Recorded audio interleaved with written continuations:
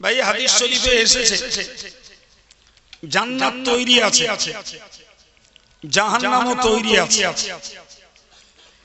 তো জান্নাতকে আল্লাহ যখন তৈরি করেছিলেন তখন ফেরেশতা জিবরিল আমিনকে পাঠিয়ে দিলেন। জিবরিল আমিন গেলেন, জান্নাতটাকে দেখলেন, ফিরে এসে আল্লাহর কাছে রিপোর্ট দিলেন, হুজিবাতিল জান্নাতু বিল মাকারি, যার বাংলা মানে হলো এ আল্লাহ জান্নাত কষ্টের পর্দা দিয়ে ঘেরা। কি দিয়ে ঘেরা বাবা? কথা বলেন আমার সমস্যা। আপনারাও আমারে খুব ভালো চেনেন, আমিও নামে না চিনলেও চেহারায় কম বেশি সবাইকে চিনি। একটু কথা বললে অজ মাথায় ধরবে ভালো। যতটুকু বলবো তাতে আশা করি আপনাদের দিল মন খুশি হবে ইনশাআল্লাহ। তাহলে কি বললাম?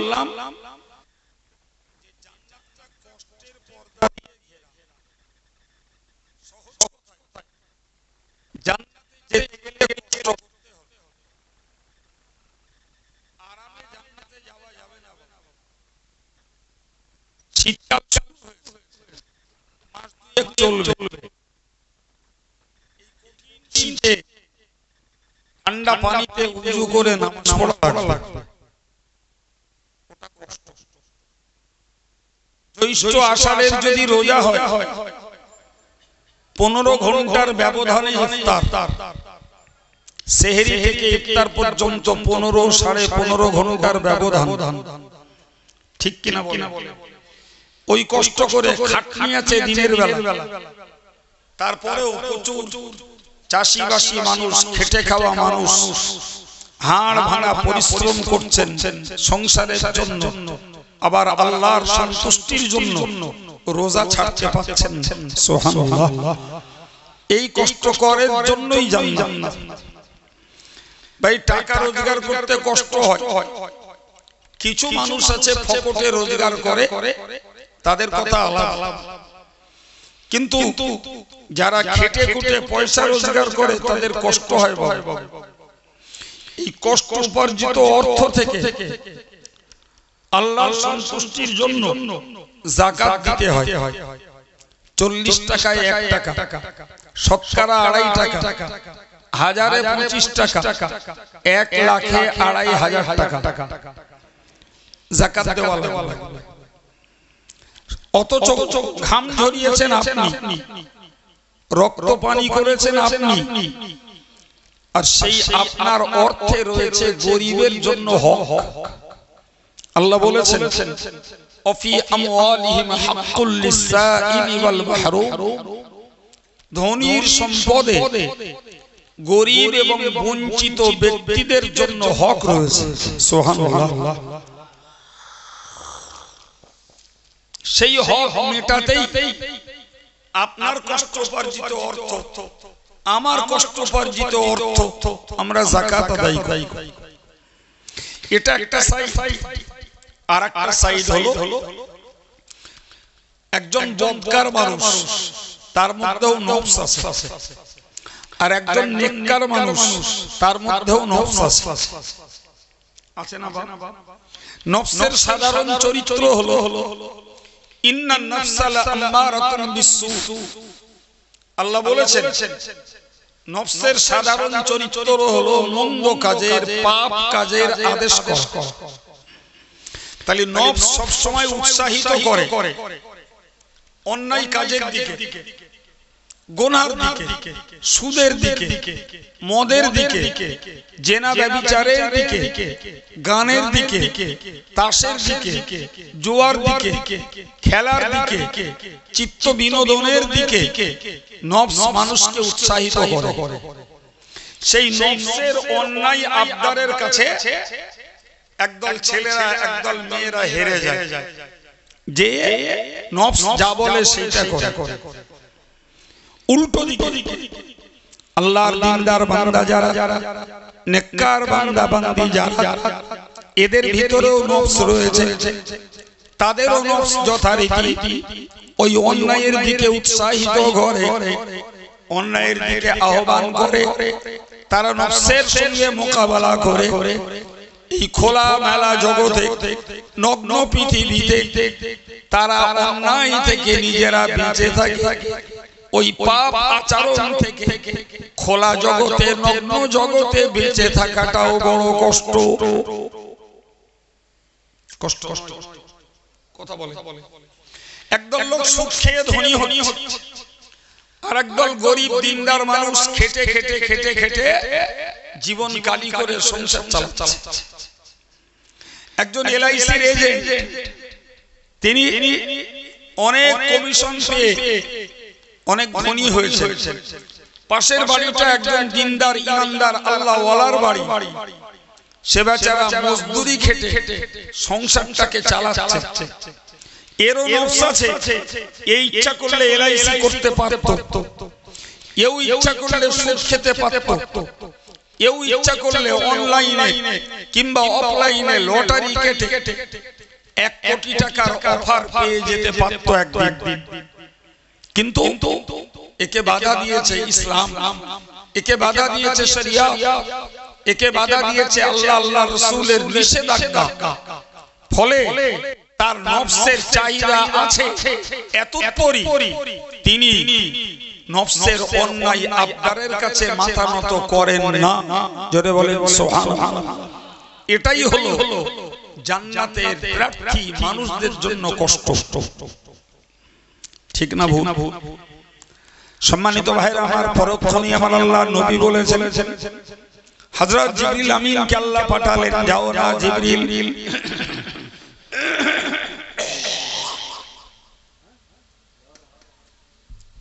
আমি জাহান্নাম তৈরি করেছি, আমার জাহান্নামটাকে একবার দেখে এসো।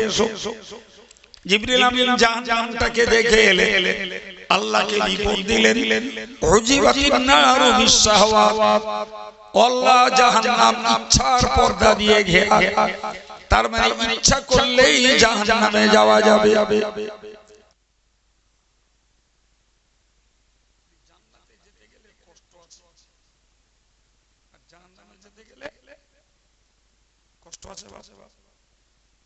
কষ্ট আছে।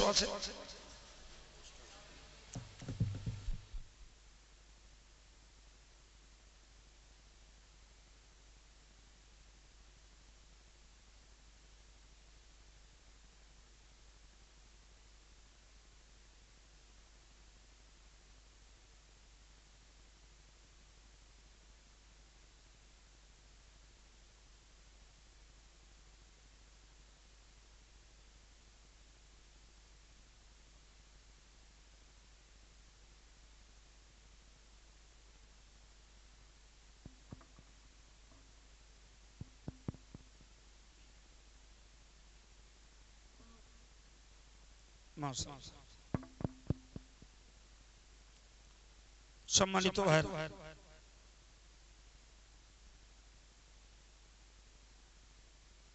কি বললাম? জাহান্নামে যাওয়ার জন্য একজন বান্দার ইচ্ছা যথেষ্ট, এর জন্য আলাদা মেহনত করতে হয়, এর জন্য আলাদা কষ্ট করতে হয় ভাই, কিচ্ছু না। একটা লোক ইচ্ছাকৃত যদি একটা কুফরি কথা বলে, কোনো কষ্ট না, কিচ্ছু না, প্লেন একটা কুফরি কথা বলল, ঈমানটা চলে গেল, মানুষটার ঠিকানা হলো আহামরি, কোনো কষ্ট নেই ভাই। কিন্তু কলেমা পড়ে যদি কাউকে জান্নাতে যেতে হয়, কলেমা পড়ে যদি ইন্তেকাল করেন, তাহলে তো কপাল ভালো। কিন্তু কলেমা পড়ার পরে যদি বেঁচে থাকেন, তাহলে টোটাল ইসলামী বিধান তার ঘাড়ে চাপলো। ঠিক না ভুল বলেন? টোটাল ইসলামী বিধান, সেই বিধানকে যতদিন বাঁচবেন ততদিন বাস্তব জীবনে আমলে পরিণত করা লাগবে। এই জন্যই জিবরিল আমিন বললেন, ইয়া আল্লাহ, জাহান্নাম ইচ্ছার পর্দা দিয়ে ঘেরা। কেউ ইচ্ছা করলেই জাহান্নামে যেতে পারবে, আর কেউ জান্নাতে যেতে চাইলে তাকে অনেক কষ্ট করা লাগবে। আমরা এই যে কাজগুলো করছি এগুলো জান্নাতে যাওয়ার জন্য। যারা জলসা দিয়েছেন অনেক কষ্টের পয়সা তাদেরকে এক জায়গায় করতে হয়েছে কুড়িয়ে কুড়িয়ে। আপনারা যারা শুনছেন মূল্যবান সময় ব্যয় করে সারাদিনের খাটনির পরে রাত জেগে বসে আছেন। ভাই আমরা হয়তো কর্তৃপক্ষ আমাদেরকে একটা পারিশ্রমিক দেয়, কিন্তু তারপরেও এটাও কষ্ট করতে হয়, এমনি এমনি হয় না। সম্মানিত ভাইরা আমার, মনে রেখে দিন, এই জন্যই আমি আপনাকে বলছিলাম নেকির কাজ করলে পরে কষ্ট হয়, পাপের কাজে কষ্ট নেই। নেকির কাজ করলে জান্নাতে যাওয়া যায়, পাপের কাজ করলে পরে জাহান্নামে যাওয়া যায়। কিন্তু পাপ করার পরে যদি কেউ তওবা করে ওই আল্লাহর দয়ার দরজা খুলে যায়। আমি গোড়ায় শুরু করেছিলাম, আল্লাহ বলেছেন ওয়ালা তুলকু বিআইদিকুম ইলাত তাহলুকা, তোমরা নিজেদের হাতকে ধ্বংসের দিকে ঠেলে দিও না, তোমরা নিজেরা ইচ্ছা করে ধ্বংসমুখী হও না। আল্লাহ আমাদেরকে বড় আদর করে নিষেধ করেছেন। আমি এর তাফসীর স্বরূপ আপনাকে একটা হাদিস শোনাবো, আমার আলোচনা ছাড়ব। সম্মানিত ভাইরা আমার, মনে রেখে দিন, প্যারে নবী সাল্লাল্লাহু আলাইহি ওয়াসাল্লাম তার পাক জবানিতে জানিয়েছেন ইজতানিবুস সাবাল মুবিকাত, ও সাহাবীরা তোমরা মনে রাখো সাতটা ধ্বংসকারী বিষয় থেকে তোমরা বাঁচো। কটা বিষয়? রাসূল শব্দটা বলেছেন আল মুবিকাত, যার বাংলা মানে হলো ধ্বংসকারী। এই ধ্বংস হলো, আমি গোড়ায় বলেছি, দুনিয়ায় নয়, এ ধ্বংস হলো জাহান্নামে। ধ্বংস কোথায়? জাহান্নাম। আচ্ছা ভাই, যারা জাহান্নামের জন্য নির্বাচিত হবে সত্যিই কি তারা ধ্বংস হলো না? ঠিক করে বলে। জাহান্নামের জন্য যারা নির্বাচিত অবশ্যই তারা ধ্বংস হলো। প্রিয় ভাই আমার, রাসূলুল্লাহ বলেছেন যেটি, যে তোমরা সাতটি ধ্বংসকারী বিষয় থেকে বাঁচো। দুনিয়া তোমার চলে যাবে, কিন্তু আখিরাতে তুমি জাহান্নামের জন্য নির্বাচিত হবে যদি ধ্বংসকারী বিষয় থেকে না বাঁচো। নাম্বার 1, আশরিকু বিল্লাহ। প্রথম তোমাদের জন্য ধ্বংস হলো আল্লাহর সঙ্গে পার্টনার বানানো, আল্লাহর শরীকদার বানানো, আল্লাহর কোন অংশীদার স্থাপন করা। আল্লাহ পাকের নবী বললেন এটাই হলো বান্দা বান্দীদের জন্য প্রথম ধ্বংস। সম্মানিত ভাইরা আমার, মজলিসটাতে অনেক দিনদার, ইমানদার, মুরব্বী, দাড়িওয়ালা, নামাজি, টুপিওয়ালা মানুষ রয়েছেন। সেই সঙ্গে আমাদের কিছু প্রিয় যুবকেরাও রয়েছে, পর্দার মায়েরাও রয়েছেন। আমি সংক্ষিপ্ত আকারে আপনাকে বলছি শুধু হাদিসটুকুর ব্যাখ্যা বোঝানোর জন্য। শিরক অ্যাকচুয়াল 3 প্রকারের। একটি শিরক হলো আল্লাহর কাছে সেজদা করার পরিবর্তে অন্য কারোর কাছে সেজদা করাই হলো বড় শিরক। আমি অন্য ধর্মের লোকের কথা বলছি না, আমার ধর্মের ঘরের কথা যদি বলি, প্রচুর ইমানদার ছেলে পিলে আজও রয়েছে যারা মসজিদে যে সেজদা মারে না, মাজারে যে সেজদা করে। তবে আল্লাহ লাখো শুকরিয়া, আমাদের এলাকাটা তুলনামূলক ভালো, আলহামদুলিল্লাহ। তবে যেটা সন্দেহ, যদি এলাকাতে কোন পীর ওলিদের মাজার থাকতো তাহলে মনে হয় এত ভালো থাকতো না। ভুল বলেছি ভাই আমি নাম বলবো না, এই এলাকাতেও কোন পীরের মাজার আছে যে একটা পিরিয়ডে লোকে সেখানে যেও মাথা ঠুকতো, এখন আর মাথা ঠোকে না। তবে তেল আর পানির বোতল রেখে এসে কেউ ফু দেয় না, ওই তেল পানি নিয়ে ব্যবহার করে, মনে করে পীর সাহেব কবরতে উঠে যেয়ে ফু দেছে। এটাও কি ইমানের পক্ষে? বা আজকের একটা টাটকা খবর শোনেন, আজকের টাটকা খবর। এই এলাকার একজন মুরব্বী গেছে সকালবেলা জামিয়ায়। আমি ফজর পড়ে একটু বিশ্রাম করি, ক্লাস টাইমে উঠি, তো ক্লাস থেকে উঠে মেসওয়াক করতে করতে উজু করতে যাচ্ছি, দেখি মুরব্বী লোকটা বসে, বছর 70 বয়স হবে, লোকটা পরিচিত। তা আমি উজু হয়ে ঘরে গেলাম, অফিসে গেলাম, লোকটা এলো, মানে কি খবর? তা শুনুন, একটা অভিজ্ঞতা হবে, মানুষ কত রকমের কি করতে পারে। বলছে, ভাই আমি একটা জায়গা কিনতে যাচ্ছি, কিছু টাকা বায়নাও দিচ্ছি। শুনছেন? এখন একজন আমারে বলছে, বলে তুমি ওই জায়গায় খবরদার কিনো না। কেন? তো হচ্ছে ওখান দিয়ে আমাদের পীর সাহেব যাতায়াত করে।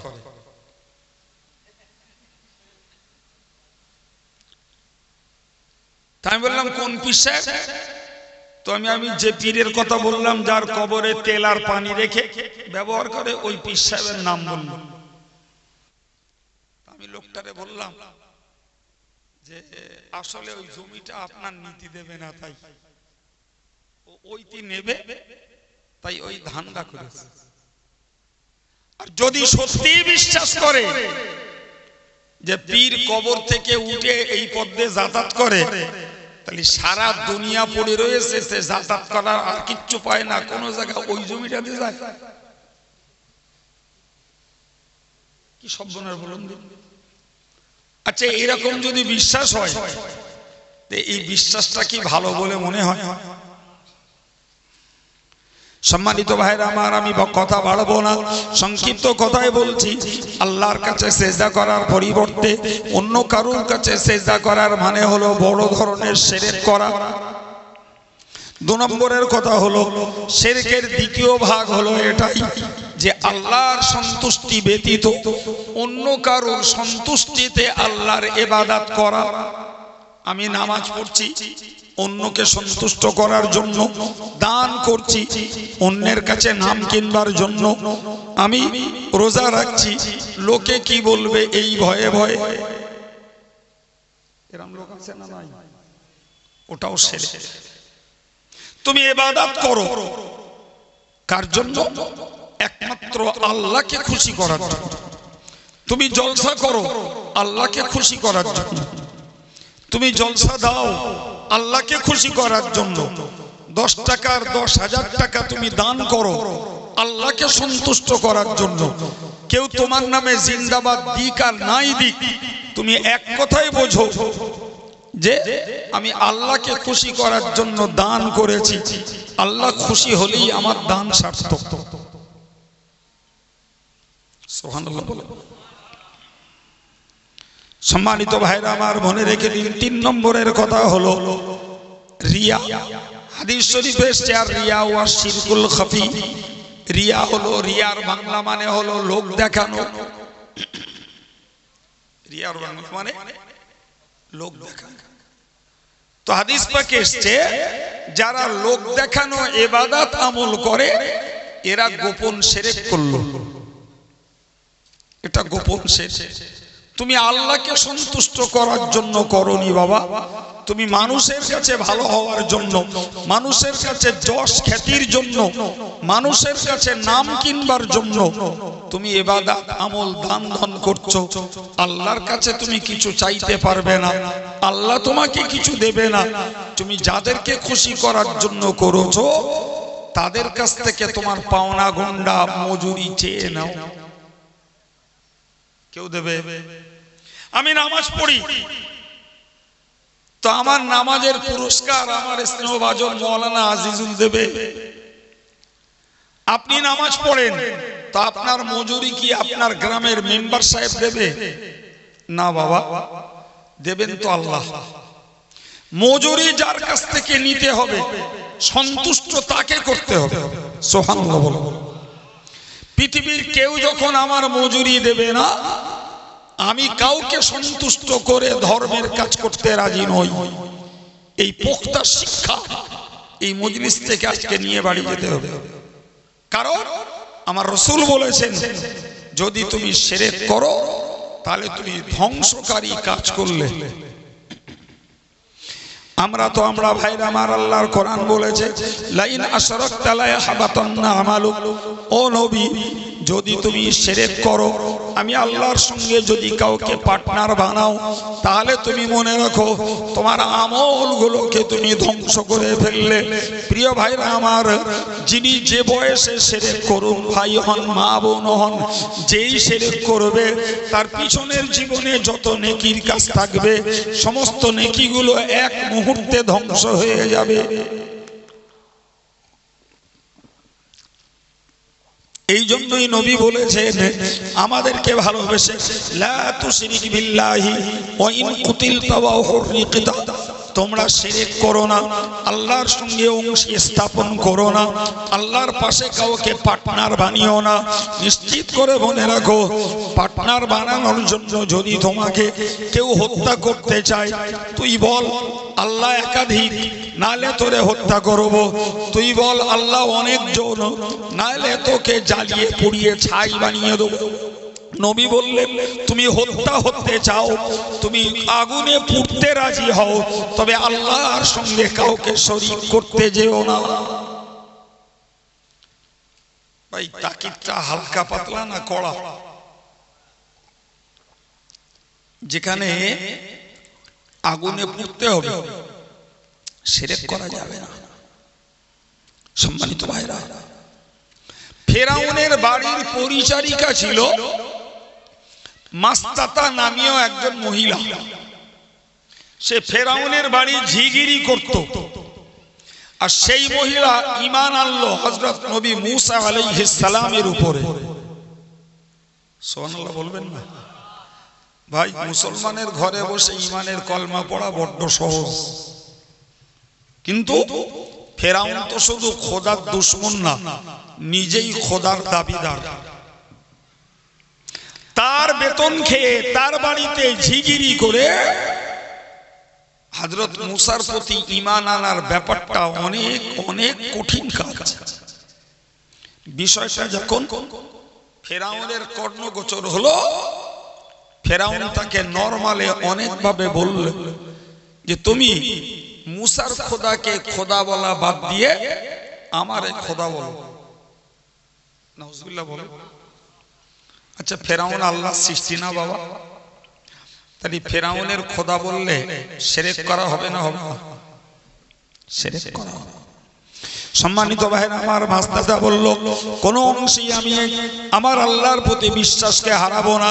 আমি তোমাকে কখনো খোদা বলে মেনে নেই না। নরমালে যত শাস্তি দেওয়ার সবকিছু দিলেও বটে, কোনোভাবেই মাস্তাদাকে ফেরানো গেল না বাবা।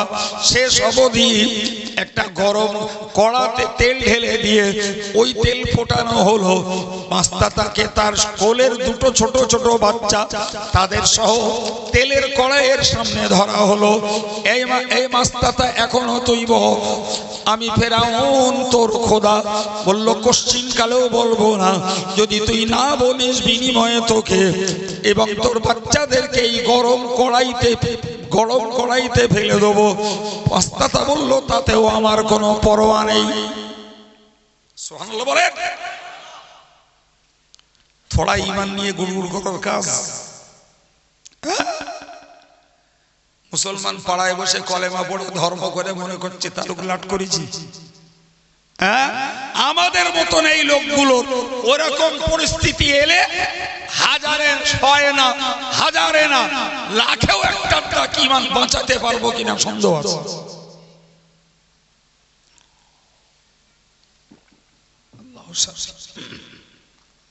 প্রিয় ভাইরা আমার, শুরু হলো ফেরাউনের চূড়ান্ত অত্যাচার। এই চূড়ান্ত অত্যাচারের পর্যায়ে যে মাস্তাতার বড় বেটা বড় ছেলেটাকে আগে ওই তেলের কড়াইতে মায়ের সামনে ডুবিয়ে দিল। মাস্তাতা অটল অনড় অবিচল, সুবহানাল্লাহ বলেন। এখনো বললো, হে মাস্তাতা, এখনো তুই সাবধান হয়ে যা।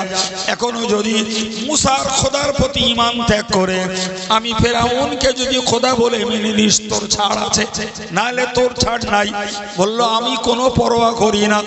পরক্ষণেই ছোট বাচ্চাটাকে ধরে ওই তেলের কড়াইতে ছেড়ে দিল। আচ্ছা, তেলের গরম ফুটন্ত তেলের কড়াইতে ছেড়ে দিলে এই চামড়া গোস্ত এ পুড়ে তো মাছ ভাজা হবে। জি, মাস্তাতা অটল অনড়, কান্না নাই, দুঃখ নাই, বেদনা নাই। ফেরাউনের কাছে কোনো কাকুতি মিনতি কিছুই নাই। এবার মাস্তাতার পালা, মাকে দিয়ে দেবে। আগে বাচ্চাদেরকে দিয়ে দেখছিল যদি এদের দরদে ফেরানো যায়। জি সম্মানিত ভাইরা আমার, মাস্তাতাকে যখন দিতে দেরি করছে, ইন দি মিন টাইমে ওই তেলের কড়ার ভিতর থেকে সেই ছোট বাচ্চাটা হাত ছানি দিয়ে বলছে, মা গো জলদি করে চলে এসো, এটা তেলের কড়া নয় মা, এর ভিতরে আল্লাহর জান্নাত রয়েছে। আল্লাহু আকবার। মাস্তাতা হাসতে হাসতে তেলের কড়াইতে গেল। জি, ছোট বাচ্চা তাকে তেলের কড়াই থেকে হাতছানি দিয়ে ডেকে বলল, এর নিচে গরম নয়, এতে রয়েছে আল্লাহর জান্নাত। এটাই হলো যারা শিরক না করে হত্যা হবে, শিরক না করে আগুনে পুড়বে, তাদের জন্য জ্বলন্ত তাজা টাটকা পুরস্কার। সুবহানাল্লাহ। আমার রাসূল বলেছেন, সাবধান, শিরক একটা বিধ্বংসী পাপ, ওটা থেকে যে কোনো মূল্যেই আমাদেরকে বাঁচতে হবে। আমি যদি একটা বিষয়ের উপর তাফসীর করতে যাই, আমার বাকি সময়ের অনেক অংশ এতে কেটে যাবে। আপনারা জ্ঞানী মানুষ, অশোনা মানুষ, আপনাদের বোঝার জন্য যথেষ্ট। মনটাকে মজবুত করুন। অজ জ্ঞান চর্চার জিনিস। জ্ঞান কানে পড়লে আমাদের ভাটা অন্তরে একটু জোয়ার আসে। জি, আমরা একটু ইমানের অক্সিজেন পাই, আমরা একটু আমলের উৎসাহ পাই, আমরা তাওহীদ তথা আল্লাহর একত্ববাদের প্রতি বিশ্বাসের একটা আস্থা পাই। সুবহানাল্লাহ বলো, ঠিক না ভুল বাবা? আমরা যতই ধার্মিক হই, শয়তান বেঁচে আছে বাবা, আমাদের পাত ছাড়ে না, পাত ছাড়ে। সম্মানিত ভাইরা আমার, দ্বিতীয় নম্বরের মনে রাখুন, নবী বলেছেন, আসসিহরু, হে দুনিয়ার ইমানদার মুসলমান তোমরা মনে রাখো, তোমাদের জন্য বিধ্বংসী আরেকটি বিষয় হলো জাদু। কি বলেছেন? জাদু। ভাই, জাদু একটা ক্রিয়াশীল জিনিস, যার ক্রিয়া আছে। জাদু কাজ বাস্তবে পরিণত হয়, যার জ্বলন্ত প্রমাণ অন্য কোথাও নয়, আমার রাসূলের জীবন থেকে পেয়ে যাই। রাসূল করিম সাল্লাল্লাহু আলাইহি ওয়াসাল্লামের চুল নিয়ে জাদু করলো ইহুদি মহিলা। চুলে 11টা গিরো দিল, এক গভীর কুয়ার নিচে পাথরের তলায় চুল চাপা দিল। তার প্রতিক্রিয়া শুরু হলো নবীর দেহে। আচ্ছা, নবীকে যদি জাদুতে আক্রান্ত করার রেকর্ড পাওয়া যায় তাফসীরের কিতাবে, ভাই আমাদের মতো নগণ্য উম্মতদেরকে হিংসুটে লোকেরা জাদু করে ক্ষতির চেষ্টা করবে, এটা আর বিশ্বাস করতে অসুবিধা আছে? না। আপনি জানেন, জি আপনারা খুব ভালো এটা জানেন যে আমি পেশাদার তদবিরকারক নই, কিন্তু জামিয়ার সদস্য, সংগঠনের সদস্য, পরিচিত খুব অন্তরের মানুষ, দায় বিদায়ে যায়, এই জামিয়ার স্বার্থে, সংগঠনের স্বার্থে অনেক মানুষের কথা ফেলতে পারি না, তাই যা একটু আধদাক জানি বুঝি একটু আধদাক লিখে টিকে দেই। তো ওইটুকু করতে যে আমার চরম অভিজ্ঞতা হয়েছে দীর্ঘদিন। আমার সমাজে এমন কিছু মানুষ রয়েছে কালী সাধনা করে, অন্যায় জাদুর তদবির করে কারণ মেয়ের বিয়ে আটকে দেয়। একটা ব্যবসাদার ছেলে, কাজের ছেলে, তার ব্যবসায় মন নাই, তার কারখানায় লেবার থাকে না এবং মাল ভালো প্রোডাকশন হচ্ছে না। দোকানে আগে ভালো বেচা কেনা হতো, এখন আর খরিদ্দারদের দোকানের প্রতি কোনো আগ্রহ নেই। এরকম নানান তালের রেকর্ড আমার সমাজের অনেক মানুষ ভোগে।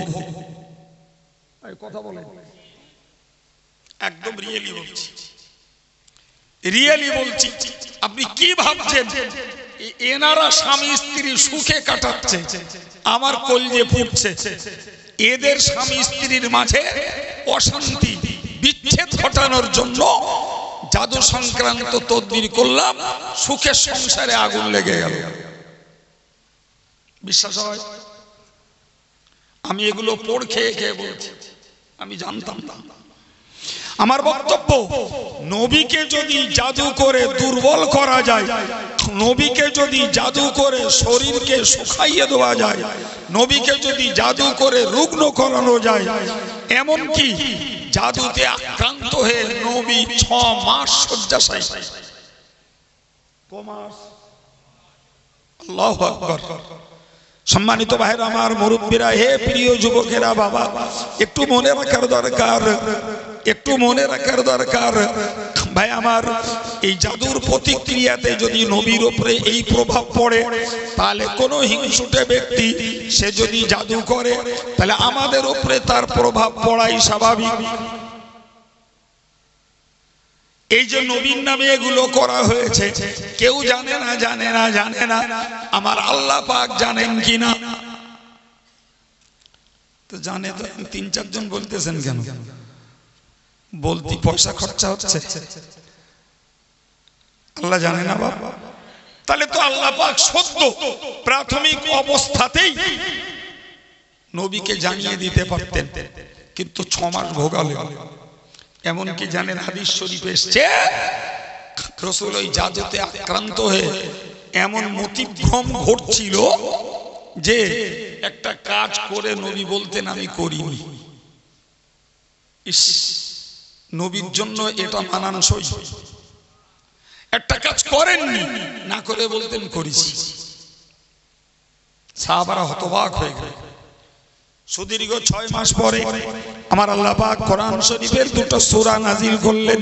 একটি সূরার নাম হলো সূরা ফালাক, আরেকটি সূরার নাম হলো সূরা নাস।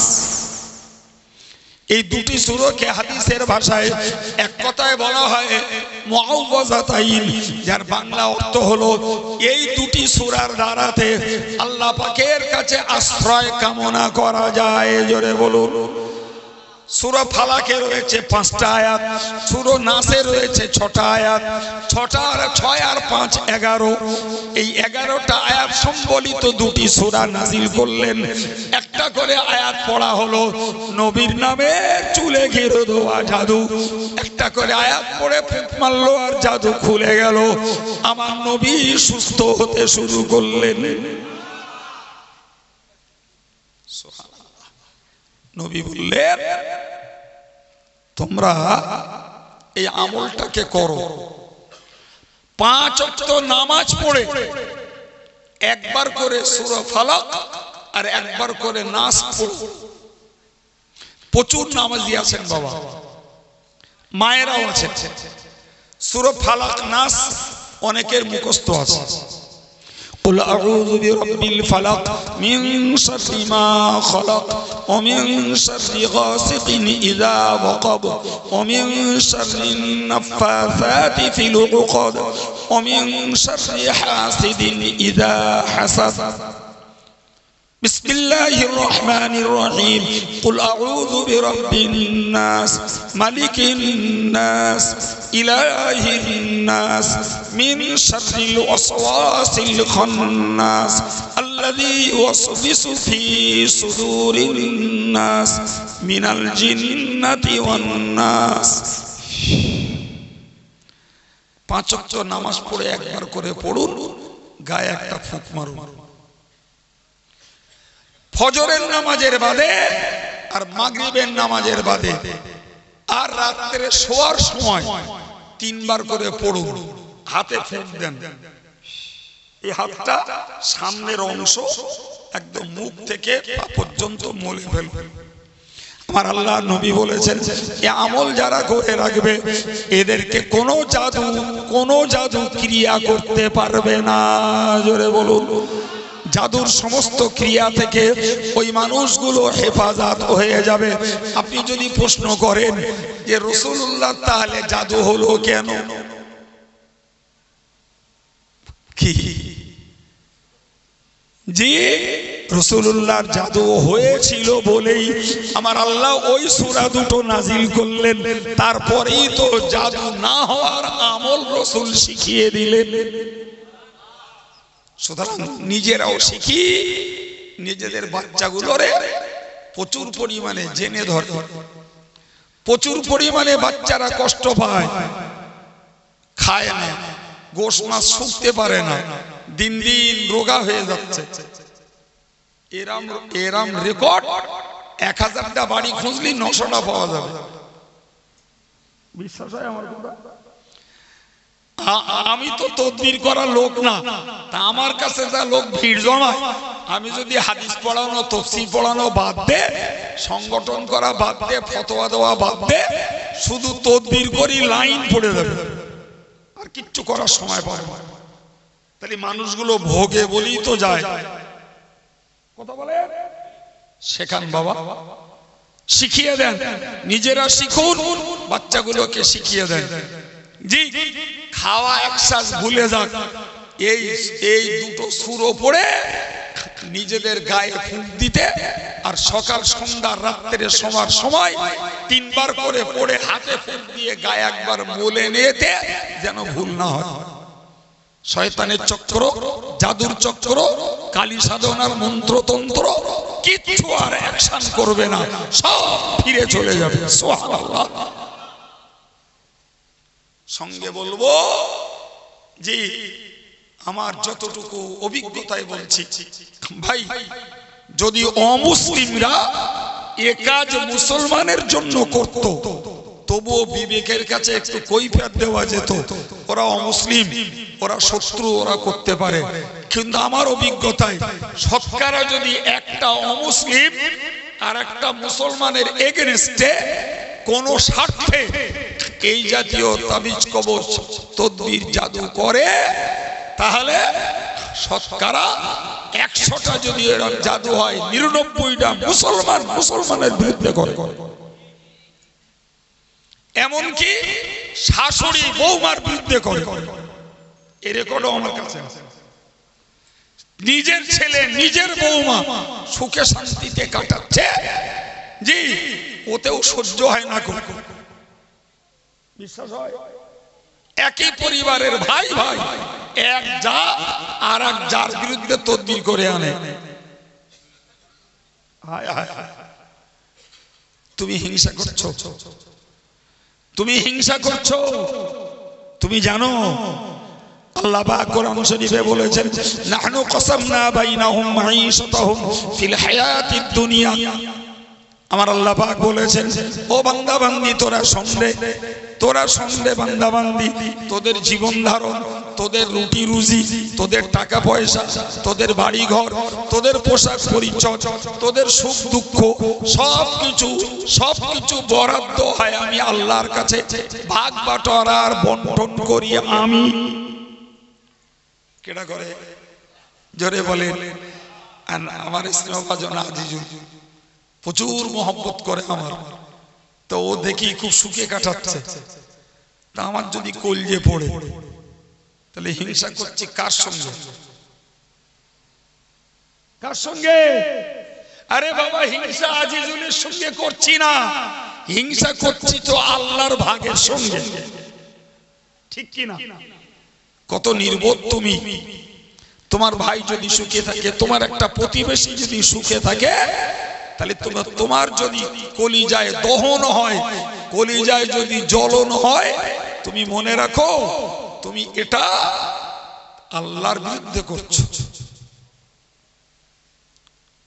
কাজটা নিশ্চিত তোমার জন্য বিপদের, তোমার জন্য এটি কখনো কল্যাণের নয় বাবা। ছেলেরাই হোক আর মায়েরাই হোক, যারাই হোক না কেন, আমি তাদের কাছে করজোড়ে নিবেদন করে বলবো, নিজে সুখে থাকুন, আল্লাহ রাখুন, অন্যের জন্য দোয়া করুন।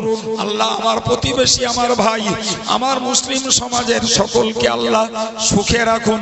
এটাই তো হলো প্রকৃতপক্ষে ইমানদারের সহানুভূতি। সুবহানাল্লাহ বলা। আমরা তার পরিবর্তে একজনের সুখে আর একজন কষ্ট পাই, এটা বড় দুঃখজনক কথা বাবা। জি প্রিয় ভাই আমার, আমি আপনাদেরকে ওয়াজ শুনিয়েছি, সঙ্গে একটি গুরুত্বপূর্ণ আমল শিখিয়েছি ভাই। এই আজকে এখানে যে ওয়াজ করছি, আমার মনে পড়ে না যে এইখানে এই সাবজেক্টের উপরে কখনো কথা বলেছি, আমার মনে হয় না।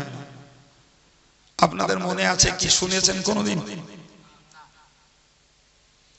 সম্মানিত ভাইরা আমার, 3 নম্বরের কথা বলছি। নবী বললেন বিধ্বংসী আরেকটি পাপ হলো কতলুন নফসি বিগাইরি নফস,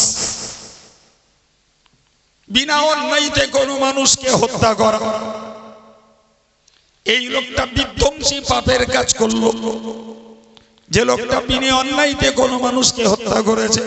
আল্লাহ শুকরিয়া আদায় করে বলা যায়, আল্লাহ শুকর, আমরা যারা নিরীহ চাষিবাসী গ্রামের মানুষ, আমরা দিনদার ইমানদার মানুষ, আমাদের দ্বারাতে আল্লাহ শুকর এই জাতীয় কাজ স্বাভাবিকভাবে হয় না। জোরে বলো, ঠিক বলছি না ভুল বলছি? ঠিক বলছি না বাবা? তবে কখনো কখনো আমাদের কাছে রিপোর্ট থাকে, গ্রামে ভাই ভাই সম্পদের দ্বন্দ্বে আর এক ভাইকে লেটিয়ে মেরে ফেলে। আর আমার দেশটাতে অধিকাংশ অন্যায় ভাবে মার্ডার হয়, রাজনৈতিক মার্ডার। ভুল বলছি বাবা? অধিকাংশ যেটা মার্ডার হয়, অধিকাংশ রাজনৈতিক মার্ডার। জি, দ্বিতীয় পর্যায়ে আর একটা মার্ডার হয়, প্রেম ঘটিত মার্ডার। এও রেকর্ড আছে।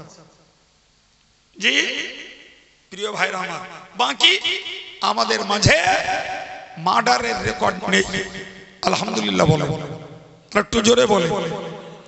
তবে বাবু কিছু ঝগড়া দ্বন্দ্ব কলহ কেস ফৌজদারি আমাদের মাঝে আছে, এগুলো একরকম আমাদের নিত্য সঙ্গী হয়ে গেছে। কোর্টে যান, যদি 100টা কেস চলে তো 80টা মুসলমানের। ভুল বললাম বলে? হ্যাঁ, আমার কথাটা রেকর্ড করে কালকে কোর্টে যে খোঁজ নেন। এই কেসগুলোর অধিকাংশ দেখতে পাওয়া যাবে, অধিকাংশ অন্যায়ভাবে ঝুলিয়ে মানুষকে হয়রানি করা। আমিও জীবনে এরকম একটা কেস ঠেলছি, যদিও কোনোদিন কোর্টে যাইনি। একজনের পাওয়ার নামা করে দিলাম, আপনি জমি ফেরে ফিরুক না ফিরুক, তোরে দিলুম যা দেখতে। দুটো হিয়ারিং এর পরে বিবাদী পক্ষ হটে চলে গেল। আমিও জীবনে দেখেছি।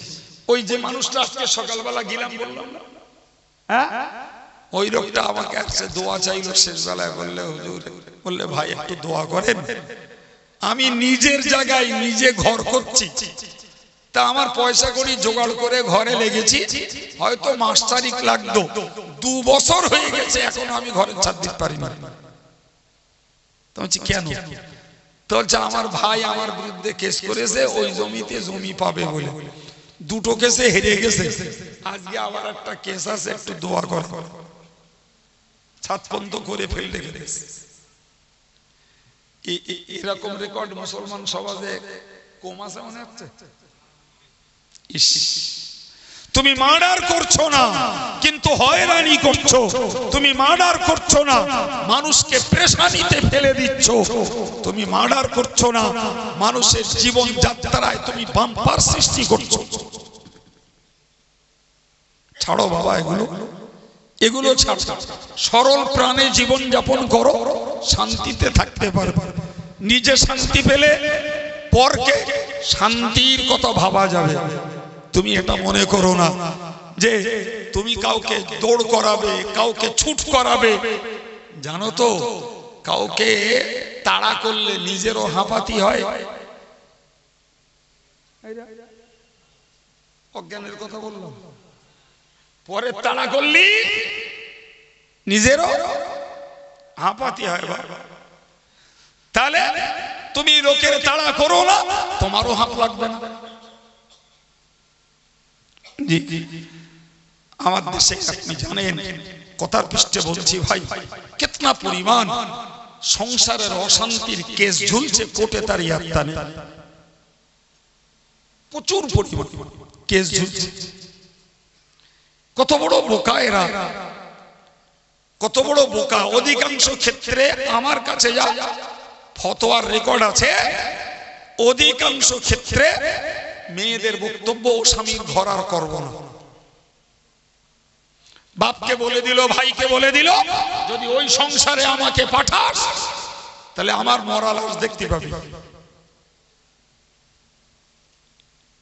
বাপ মার মন, কেউ চায় মেয়ের মরা মুখ দেখতে, সুতরাং রিটার্ন আনলো বাবা। তারে বলছে তালাক দে, তো বলছে দাবত দেব। বিয়ে করিস তালাক দেওয়ার জন্য? আমি হাতে না ধরে বলি ভাই তোর পায়ে ধরি, তুই তালাক দে। ওই মেয়েটা যত ব্যভিচার করবে, যত পাপ করবে, তার পুরো পাপের ভাগ তোর ঘাড়ে পড়বে। এত বড় কপাল ফাটা, বলছে পরে পড়ুক গে। তার মানে ও জাহান্নামে যেতে রাজি, কিন্তু বউটাকে রিলিজ দেবে না। আর এ হতভাগিনী কাল নাগিনী, এও এরকম। এ কার সঙ্গে আবার কোচে গেছে, কার সঙ্গে জুটে গেছে, ওরা পছন্দ হচ্ছে না, ওরা নেবে না, ও সেইটারে ধরবে, ও তা ছাড়বে না, এটা সেখানে যাবে। গেল কোর্টে, এ নোটারি পাবলিক দিয়ে একটা তালাকে তাফিজ করিয়ে নিলেন। জি, তালাক তো হয়নি, মৌলবি বেপড়িয়ে মৌলবির বউ গেল, উকিল সাক্ষীদের বউ চলে গেল, সেই গোষ্ঠীতে যারা ওই বে খেল তাদেরও বউগুলো চলে গেল। এই করে করে সর্বনাশ হচ্ছে সমাজে। বাস্তব সমাজের কথা বলছি, আমি জঙ্গলি কথা বলছি। জি, এবার দেখা গেল ছেলে নেবে না, মেয়ের বাপ কেউ কোর্টে কেস ঠুকে দিলে, দেশ মেয়ের পক্ষে, আইন ওদের পক্ষে, ডিগ্রি চাপলো 3 লাখ টাকা। এখন তার মধ্যে ছেলে তালাক দিয়ে বসে রয়েছে, ওদিকে কোর্টের রায় বেরিয়েছে 3 লাখ টাকা ডিগ্রি দিতে হবে, আর নাইলে ওই বউনে ঘর করতে হবে। 3 লাখ টাকা দেওয়ার ক্ষমতা নেই, তালাক দেওয়া বউনে ঘর করতে কিছু উপায় নেই। কত হালাল দাদা হবে দেশে, ও তো তাজা টাটকা হারামজাদা প্রোডাকশন হচ্ছে। এই কথা শুনতে পাচ্ছেন আমার? জি প্রিয় ভাই আমার, আমি ওই মেয়ের বাপগুলোরে বলি, তুমি যে কোর্টে কেস করতে যাচ্ছ, তোমার এতটুকু হুঁশ থাকার দরকার। তুমি কেস করে তোমার ভাবি ওই পূর্ববর্তী জামাইরে তুমি শাসন করছো, শায়েস্তা করছো, তোমার এতটুকু লজ্জার বাঁধন থাকা দরকার। ওই মেয়েটার ঘাড়ে করে নেনে কোটে জাতি যাচ্ছে, যেতে হবে না? হবে না তো মেয়েকে তুমি 20 রাখবা না আর এক ঘরে বে দেবা? তাহলে আর এক ঘরে যদি বে দিতে হয়, তাহলে জামাইয়ের পাশ না লেগে ওই পর্যন্ত ওটা স্টপ করে দিয়ে এর জন্য নতুন ঘর খোঁজো। সেটাই ছিল শান্তির রাস্তা। কথা বলে আমি কি বলতে যে এই কথাগুলো বললাম, যে আমার সমাজে হত্যাকাণ্ড নাই, কিন্তু এমন কিছু কাজ, এমন কিছু সামাজিক প্রথা চলছে যেগুলো হত্যাকাণ্ডের তুলনায় কোনো অংশে জাতির জন্য বিধ্বংসী কম নয়। বাবা, আমার জাতকে আল্লাহ বাঁচিয়ে দেন, বলুন আমিন। 3টে বলেছি বাবু, 4 নম্বরের কথা বলছি, মনে রাখুন। আমার আল্লাহ পাকে নবী বলেছেন, ওয়াকলির রিবা। চতুর্থ নম্বর হলো বিধ্বংসী পাপ হলো সুদ খাওয়া। এ ওয়াজ আমরা শুনে থাকি। আমি শুধু সাবজেক্টটা হেডলাইনটা ঠিক করেছি, বিধ্বংসী পাপ সুদ খাওয়া। কে বলেছেন বাবা? সবাই মিলে বলে।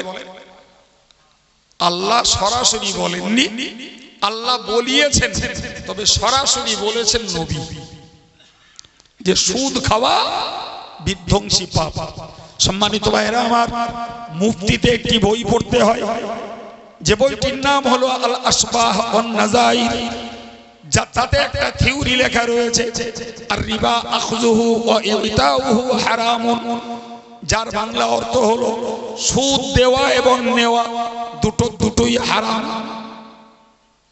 আমরা আগে দেখেছি একদল লোক, সমাজের কুক্ষিগত কিছু লোক সুদ খেত আর কিছু লোক সুদ দিত। কিন্তু বর্তমান প্রেক্ষাপটে আমরা দেখতে পাচ্ছি পুরুষরা তো সুদের সঙ্গে জড়িয়ে পড়তে পারে, রোজগারের দায়িত্ব আছে তাই, কিন্তু আজকে মহিলা সমিতির বদৌলতে প্রচুর পরিমাণে মেয়েরা সুদের সঙ্গে জড়িয়ে পড়েছে। তারা সুদ খায় না, তবে সুদ দিচ্ছে। কথা বলে জি। অথচ রাসূল বলছেন সুদ একটি বিধ্বংসী পাপ। জীবনে শুনে আছেন, ভুলে যেতে পারেন, আমি জাস্ট মনে করিয়ে দিচ্ছি। আল্লাহ পাকের নবী বলেছেন আর রিবা সাবউনা উবান, সুদের 70 রকমের গুনাহ আছে। ক রকমের?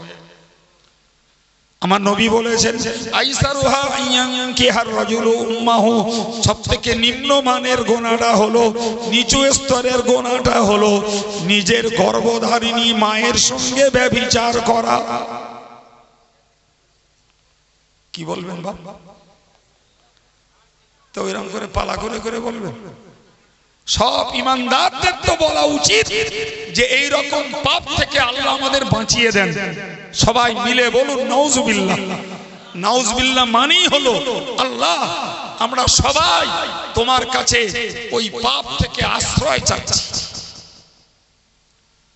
প্রিয় ভাই, একটা ছেলে যদি সুদ খায়, তাহলে সে যেন তার গর্ভধারিণী মায়ের সঙ্গে ব্যভিচার করলো, আর একটা মেয়ে যদি সুদ খায়, সে যেন তার জন্মদাতা পিতার সঙ্গে ব্যভিচার করল।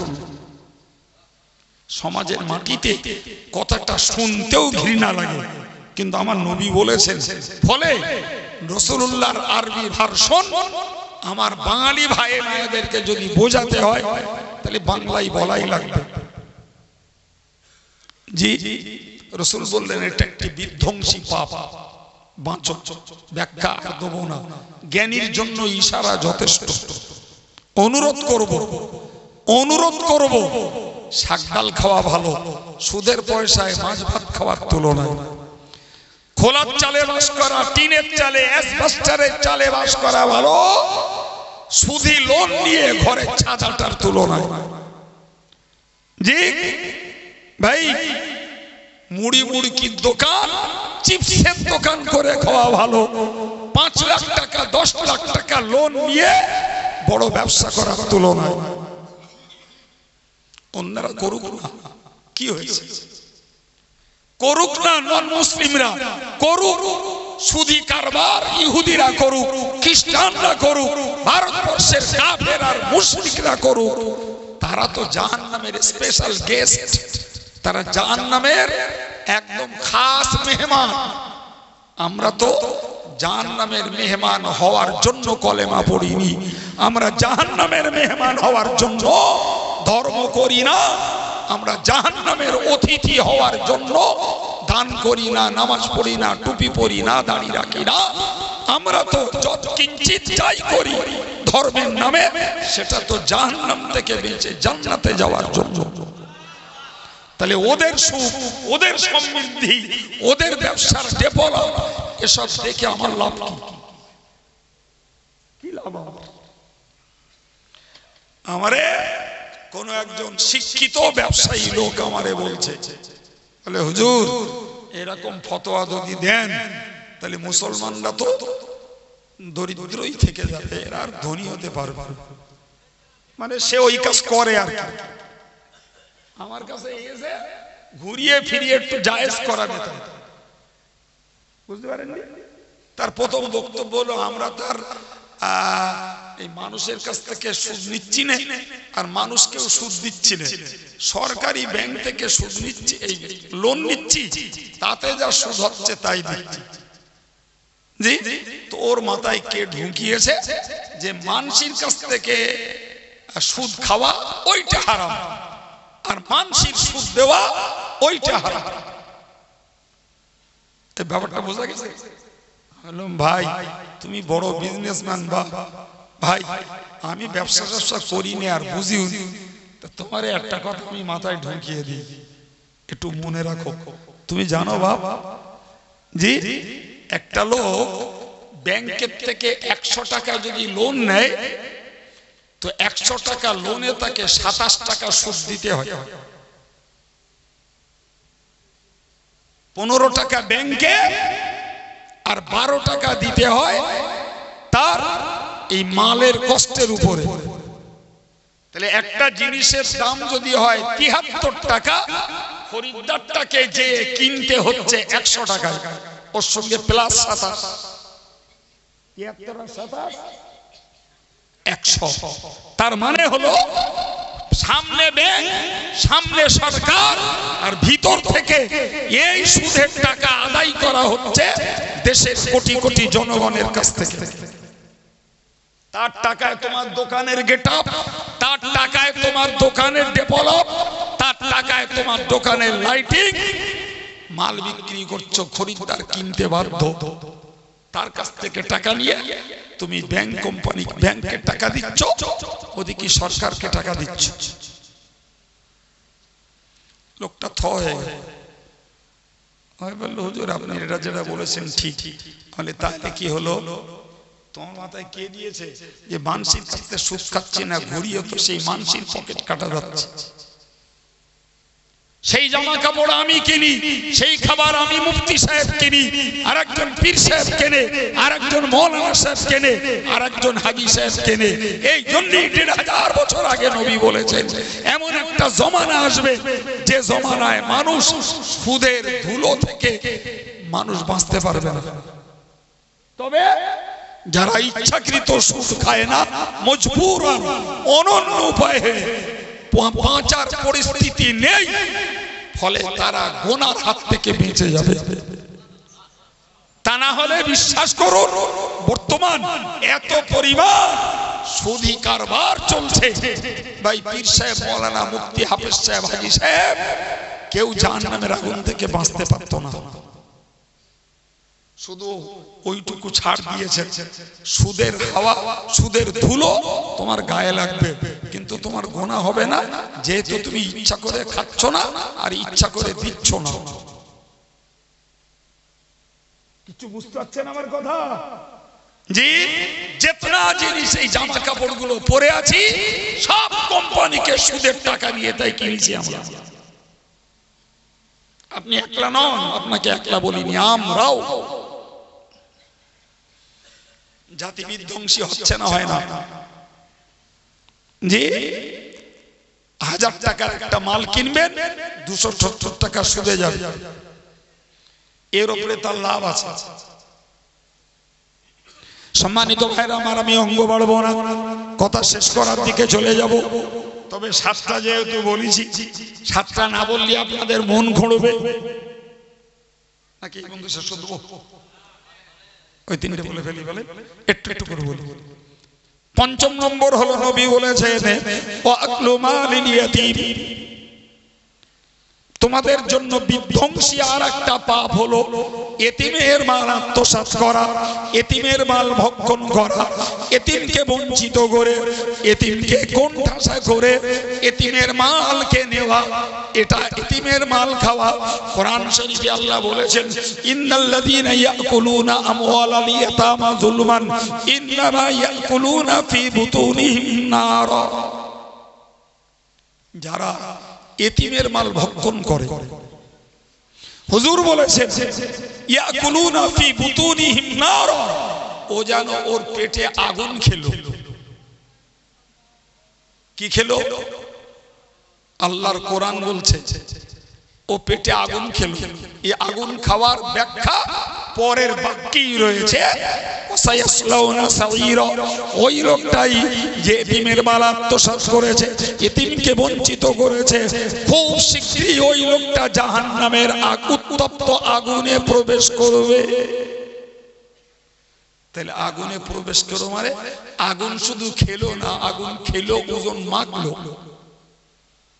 মানে পেটও পড়বে দেহটাও পুড়বে।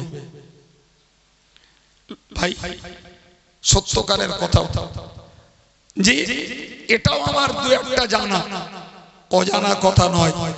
ভাই মারা গেছে, ভাইপোর সম্পত্তি থেকে বঞ্চিত করার চক্রান্তে ভাই রেডি।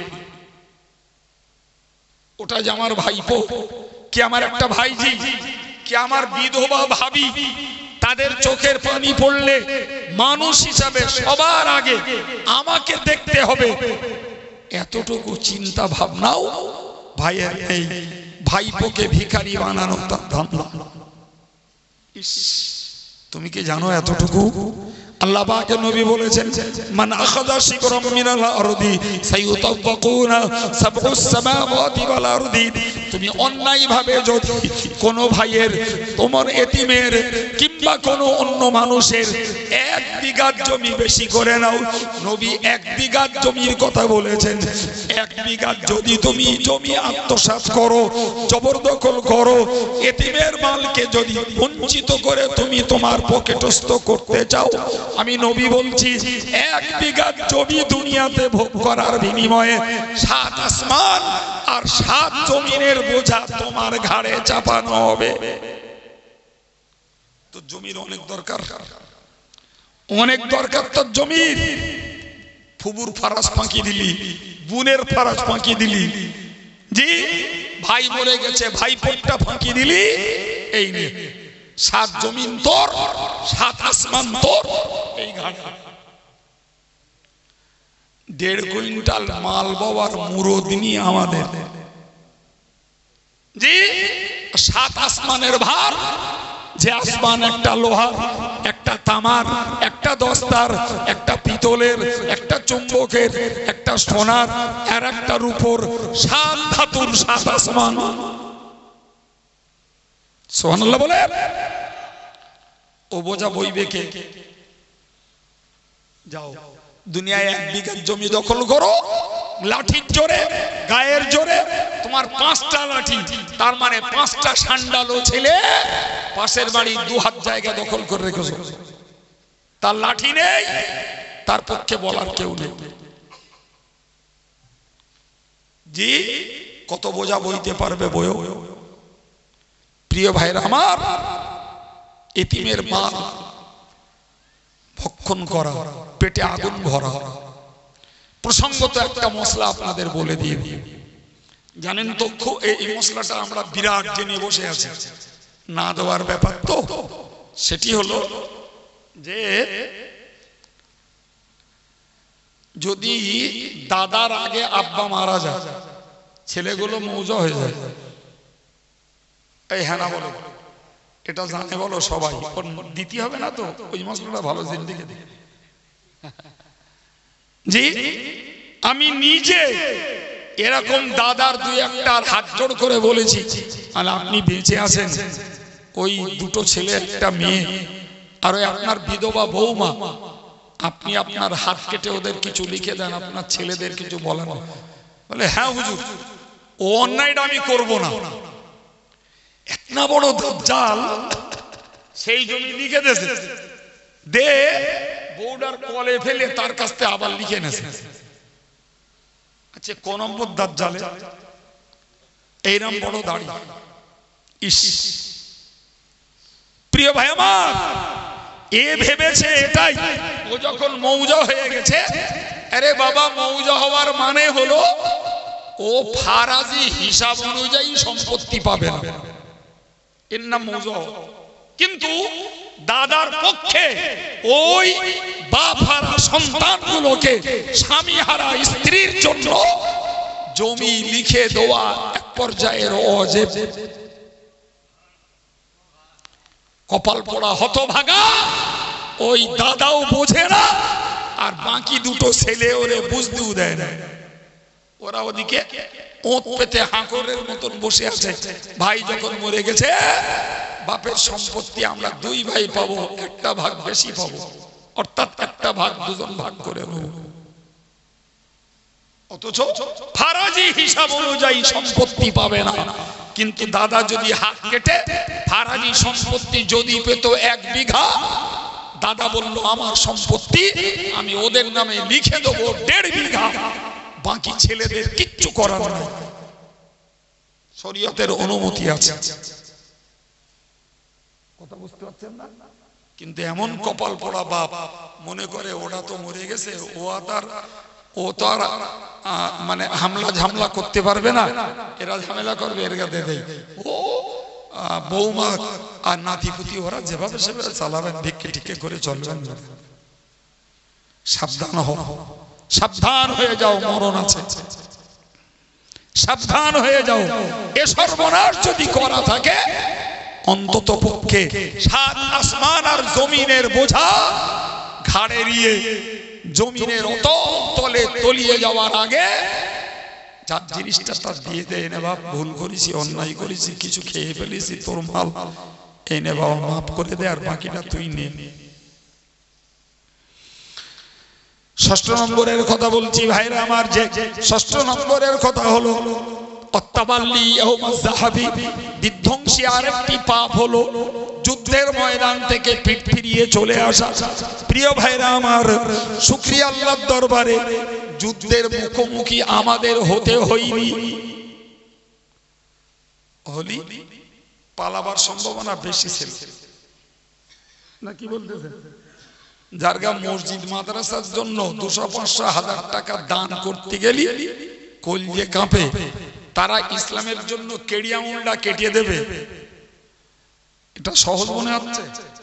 তাহলে যারা কেড়িয়াউন কাটতে পারে না, তারা ইসলামের জন্য গলা কেটে দেবে, এটা স্বপ্নেও ভাবা যায় না। আমার নবী বললেন, যুদ্ধের ময়দানে কাফেরদের মোকাবেলা করতে যে যদি তুমি কাফেরদেরকে পিঠ দেখাও, পিঠ দেখানো মানে পালিয়ে যাও। পিঠ দেখানো মানে কি? এটা জাতি, এটা বিধ্বংসী পাপ। এই পাপ থেকে বাঁচো। আমি আমার ভাইদেরকে বলবো, যুবকদেরকে বলবো, হে ভাইরা আমার, যুবকেরা আমার, নিশ্চিত করে মনে রাখা দরকার, এই যুদ্ধের ময়দান থেকে পালিয়ে যাওয়া যদি বিধ্বংসী পাপ হয়, তাহলে আমাদের সামনে যুদ্ধ যদিও মোকাবেলা করতে হয়নি, একটা ব্যাপারে আমি বলবো, আমার সামনে কেউ ইসলাম বিরোধী কথা বলছে, আমার সামনে কেউ কোরআন বিরোধী কথা বলছে, আমার সামনে কেউ নবী বিরোধী কথা বলছে, আমার সামনে কেউ কোরআন বিরোধী কথা বলছে, আমি তার বিরুদ্ধে রুখে দাঁড়াবো, তার বিরুদ্ধে আমি প্রতিবাদ করব, তার বিরুদ্ধে হক কথাটা বলবো, তার অন্যায়টাকে আমি প্রত্যাখ্যান করব। এটাই হলো একজন ইমানদারের জন্য জিহাদ। আর যদি মনে করি আমি বলে খারাপ হব না, ও যা পারতেছ বলুক, তুমি নিশ্চিত ওই ওই পিঠ দেখাইয়ে পালিয়ে যাওয়ার মতো পাপী অপরাধ। এই কথা বুঝতে পারছেন না? প্রিয় ভাই আমার, ছেলেরা, মায়েরা, মেয়েরা যেখানেই থাকি, ইসলাম বিরোধী, কোরআন বিরোধী, শরিয়াত বিরোধী, নবী বিরোধী যেই কথা বলুক, আমার যতটুকু জ্ঞান, যতটুকু যোগ্যতা, ততটুকু দিয়ে প্রতিবাদ করব। কিচ্ছু যদি না পারি, একটা কথা বলবো, ভাই ওটা আমার ধর্মের বিষয়, তুমি ওইটা বাদ দিয়ে অন্য কথা বলো। পারা যাবে? সম্মানিত ভাইরা, বন্ধুত্ব থাকতে পারে রাজনৈতিক সূত্রে, ভারতবর্ষের অমুসলিমের সঙ্গে ব্যবসার সূত্রে, লেখাপড়ার সূত্রে, কিন্তু তাই বলে কোন ইসলাম বিরোধী শক্তির অন্যায় কোন বক্তব্যকে মেনে নেব না। এটাই হলো আমি ইমানদার, আমার জন্য জিহাদ। ব্যাখ্যা দেওয়ার অবকাশ নাই, তবে এইটুকু মনে রাখুন, আজকে ভারতবর্ষে যা নতুন নতুন বিষাক্ত ছবল শুরু হয়েছে। মসজিদ, মাদ্রাসা, ঈদগাহ, মক্তব, কবরস্থানের জায়গা বিজেপি হস্তক্ষেপ করে ডিএম এর হাতে তুলে দেবে। ডিস্ট্রিক্ট ম্যাজিস্ট্রেট ইচ্ছা করলে বিক্রি করবে, ইচ্ছা করলে বিক্রি বন্ধ করবে। মোতাওয়াল্লি সেক্রেটারি পাওয়ারলেস। ওর বিরুদ্ধে যদি রুখে দাঁড়ায়, মোতাওয়াল্লি 6 মাস জেল, 1 লাখ টাকা জরিমানা। নাকে তেল মেরে ঘুমাবেন। কথা বলেন। আপনার যদি অমুসলিম বন্ধু থাকে, চায়ের দোকানে বসে বলুন যে কেন্দ্র সরকারের এই নীতিটা অত্যাচার, কেন্দ্র সরকারের এই নীতিটা অন্যায় হস্তক্ষেপ, কেন্দ্র সরকারের এই পদক্ষেপটা ছেড়ে দেওয়া দরকার। আপনার চায়ের দোকানের আওয়াজ দিল্লি পর্যন্ত পৌঁছে যাবে। বুঝতে পারেন এই কথা? আপনি বলবেন, আমি বলবো, এ বলবে, এ বলবে, ও আওয়াজ ঠিক চ্যানেল ধরে দিল্লি চলে যাবে। সুতরাং আপনার অতটুকু প্রতিবাদ আপনার পক্ষে একটা জিহাদ। রাসূল বলেছেন, আফদালুল জিহাদ কালিমাতু হাক্কিন ইনদা সুলতানিন জাইরিন। শ্রেষ্ঠতম জিহাদ হলো অত্যাচারী সরকারের এগেইনস্টে ন্যায্য সত্য কথাটি বলা। সুবহানাল্লাহ। 7 নম্বর রাসূল বলেছেন, আরেকটি বিধ্বংসী পাপ হলো কাযফুল মুহসিনাতিল গাফিলাতিল মুমিনাত। একজন ঈমানদার সতী সাধী নারীকে ব্যভিচারের অপবাদ দেওয়া। জি, আজকের এমন একটা যুগ এসেছে ভাই, দুর্বার গতিতে বিবাহিত আর বিবাহিতা ব্যভিচারের মহড়া চলছে, কিন্তু ভাই বিচার নেই। ফলে অপবাদের আর কোনো প্রশ্ন ওঠে না। অপবাদ কারে বলে? বিনা প্রমাণে কারোর নামে কোনো দোষ চাপিয়ে দিল। এখন যদি সত্যকারের প্রমাণ থাকেও, তাও বিচার নাই। আছে, আমি আমার ছেলেবেলায় দেখেছি।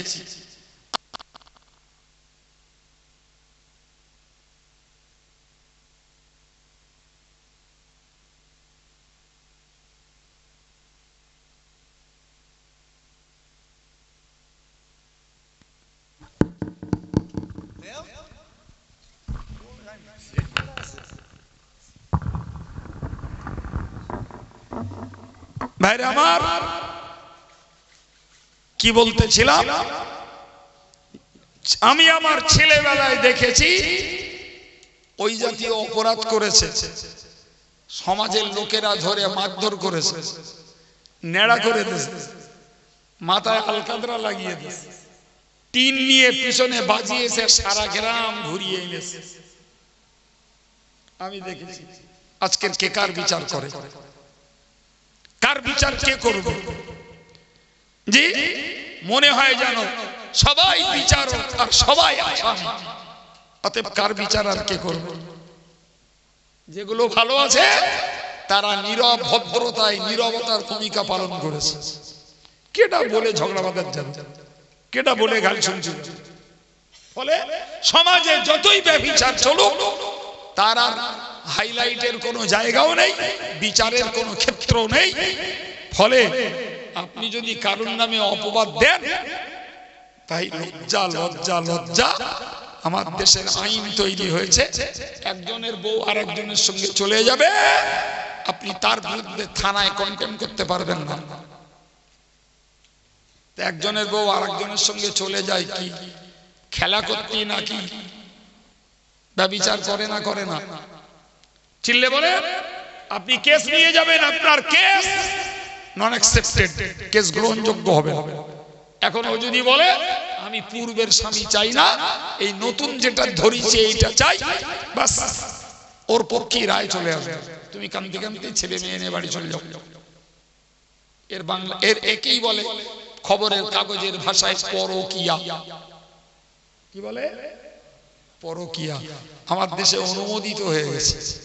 নাউজুবিল্লাহ বলে, একটু জোরে বলে। আমার রাসূলুল্লাহ জেনার মতো বিধ্বংসী পাপ থেকে বাঁচাতে চেয়েছেন, মিথ্যা করে দোষ দিতে নিষেধ করেছেন, আজকে সেটা অ্যাভেলেবেল হচ্ছে। এর ভিতর দিয়ে ইমানদার মুসলমানকে বাঁচতে হবে বাবা। সুতরাং সেই গোড়ায় বলেছিলাম ইমানদারের জন্য দুনিয়া জেলখানা। মনে পড়ছে 7টা বিধ্বংসী পাপ।